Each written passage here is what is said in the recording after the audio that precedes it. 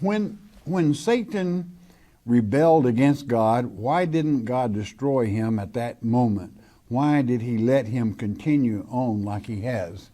Well, there's a lot more to it than that.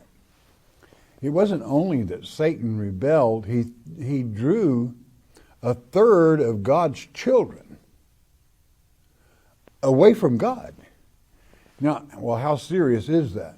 Well, we have half of the people living now that have lived since the time of Adam.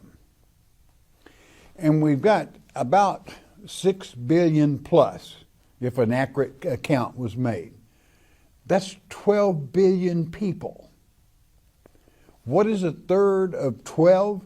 4 billion people followed Satan. I hope my math is right there. 4 billion people followed Satan.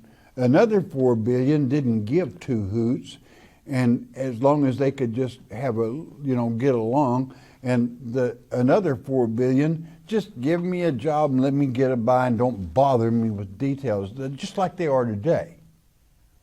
But there was a handful that's called God's elect that stood against Satan and that false teaching. Now, this puts God in a problem. What is he going to do? You can't destroy Satan. I mean, Satan was, he was God's child too. So he would have to destroy Satan and 4 billion of his children. He loves them.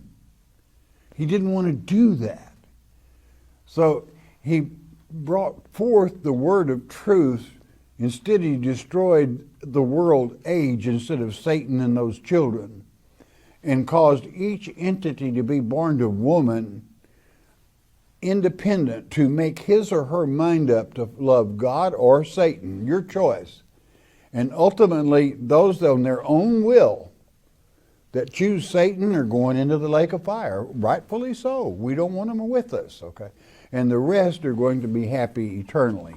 In other words, God moved the monkey from his back and put it on each one of us individually, okay? But why? God loves his children. Doris, that's why he didn't destroy Satan, because Satan's still doing a fine job in finding out who's who.